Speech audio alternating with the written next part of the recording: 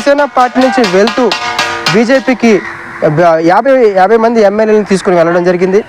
50 మంది ఎమ్మెల్యేలను తీసుకెళ్ళి బీజేపీ పార్టీ అధికారం చేయించడం జరిగింది. అయితే అక్కడ బీజేపీ పార్టీలో షిండే గారు ముఖ్యమంత్రిగా కూడా ప్రమాణ స్వీకారం చేయడం జరిగింది. అయితే ఇదంతా కూడా గతంలో జరిగిన అంశం. అయితే 2024 ఎన్నికల్లో శివసేన పార్టీ అదేవిధంగా పవన్ కళ్యాణ్ గారు మరో షిండే అవుతారు అనేది ఒక ప్రధానమైన అంశాన్ని తెరపైకి రావడం జరిగింది. అయితే ఇది వాస్తవాలతోటి అసలు వాస్తవ కోణంలో ఎంతవరకు ఉందనే విశ్లేషణ మీకు తెలియజేసి పరిచయం చేస్తాను. అయితే మహారాష్ట్రలో ఎవరైతే అందరికీ నమస్కారం, నేను మీ ఆడార్ నాగరాజు.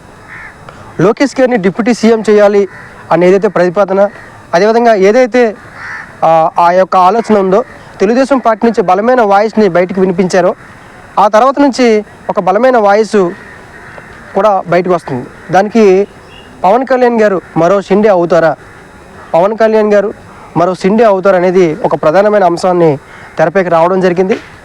అయితే ఇది వాస్తవాలతోటి అసలు వాస్తవ కోణంలో ఎంతవరకు ఉందనే విశ్లేషణ మీకు తెలియజేసి పరిచయం చేస్తాను. అయితే మహారాష్ట్రలో ఎవరైతే శివసేన పార్టీకి చెందిన షిండే గారు ఉన్నారో, శివసేన పార్టీకి చాలా సీనియర్ నాయకులు, అదేవిధంగా శివసేన పార్టీలో మంత్రిగా కూడా పనిచేయడం జరిగింది. శివసేన పార్టీకి చాలా క్రియాశీలంగా వ్యవహరించడం జరిగింది. అదేవిధంగా శివసేన పార్టీలో కొన్ని విభేదాల కారణంగా ఆయన శివసేన పార్టీ నుంచి బయటకు వచ్చి బీజేపీ పార్టీలో జాయిన్ అవ్వడం జరిగింది. అదేవిధంగా శివసేన పార్టీ నుంచి వెళ్తూ బీజేపీకి 50 మంది ఎమ్మెల్యేలను తీసుకుని వెళ్ళడం జరిగింది. 50 మంది ఎమ్మెల్యేలను తీసుకెళ్ళి బీజేపీ పార్టీ అధికారం చేయించడం జరిగింది. అయితే అక్కడ బీజేపీ పార్టీలో షిండే గారు ముఖ్యమంత్రిగా కూడా ప్రమాణ స్వీకారం చేయడం జరిగింది. అయితే ఇదంతా కూడా గతంలో జరిగిన అంశం. అయితే 2024 ఎన్నికల్లో శివసేన పార్టీ అదేవిధంగా షిండే గారు బీజేపీతో అలయన్స్ పెట్టుకొని 2024 ఎన్నికల్లో పోటీ చేయడం జరిగింది. ఎన్నికలకు ముందు షిండే గారు ఖచ్చితంగా సీఎం అభ్యర్థి అని చెప్పడం జరిగింది. అయితే ఎన్నికలు ముగిసిన తర్వాత బీజేపీ పార్టీకి 132 స్థానాలు సొంతంగా రావడం జరిగింది.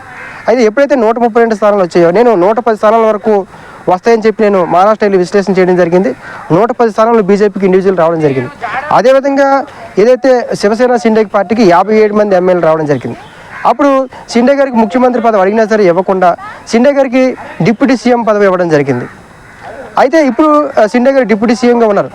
కాబట్టి ఇలాంటి పరిస్థితుల్లో రేపు పవన్ కళ్యాణ్ గారికి వచ్చే అవకాశం ఉంది అనే విషయం పెద్ద ఎత్తున చర్చ జరుగుతుంది. అయితే షిండే గారు రాజకీయపరమైన అనుభవజ్ఞుడు, అదేవిధంగా రాజకీయపరమైన అక్కడ ఆల్రెడీ ఏదైతే చాలా మంత్రిగా పనిచేయడం జరిగింది, శివసేన పార్టీలో చాలా కీలకంగా వ్యవహరించిన వ్యక్తి కాబట్టి ఆయనకి పవన్ కళ్యాణ్ గారికి ప్రత్యేకంగా మనం పోలిక పెట్టలేం. ఎందుకంటే అక్కడ మహారాష్ట్ర డిప్యూటీ సీఎం ఏక్నాథ్ షిండే గారు, AP deputy CM Pawan Kalyan గారు ఇద్దరు ఒకే రకంగా ఉంటారు, ఇద్దరికి ఒకే రకంగా జరుగుతుంది అని నేనైతే ఖచ్చితంగా నమ్మట్లేదు. కాబట్టి మరో షిండే పవన్ కళ్యాణ్ గారు అవుతారు అనేది ఒక ఊహ మాత్రమే తప్ప, ఎందుకంటే పవన్ కళ్యాణ్ గారికి ఉన్న ఇమేజ్, అదేవిధంగా పవన్ కళ్యాణ్కి ఉన్న స్ట్రెంగ్త్, లేకపోతే పవన్ కళ్యాణ్కి ఉన్న ఫ్యాన్ ఫాలోయింగ్ కావచ్చు, లేకపోతే అభిమానులు కావచ్చు, లేదా పవన్ కళ్యాణ్ గారు ఉన్న కమ్యూనిటీ బలం కావచ్చు, ఇవన్నీ కూడా ప్రత్యేకంగా ఉంటాయి. కాబట్టి ఏక్నాథ్ షిండే గారితో పవన్ కళ్యాణ్ పోల్చడం అనేది అది సరైనది కాదు.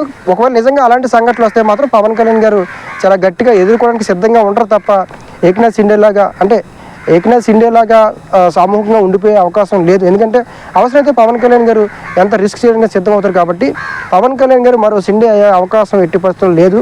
కాబట్టి పవన్ కళ్యాణ్ గారికి ప్రత్యేకమైన వ్యూహాలు ఉంటాయి. పవన్ కళ్యాణ్ గారికి యొక్క ఆలోచన విధానం కావచ్చు, పార్టీ సిద్ధాంతాలు కావచ్చు, లేకపోతే పార్టీని ముందుకు తీసుకెళ్లే విధానం కావచ్చు, ఇవన్నీ కూడా ఒక ప్రత్యేకం. కాబట్టి ఏక్నాథ్ షిండే తోటి పవన్ కళ్యాణ్ గారిని ఎట్టి పరిస్థితుల్లో పోల్చడం, కాబట్టి పవన్ కళ్యాణ్ గారు ఎట్టి పరిస్థితుల్లో ఏక్నాథ్ షిండే అవుతారని నేనైతే నమ్మట్లేదు. Thank you.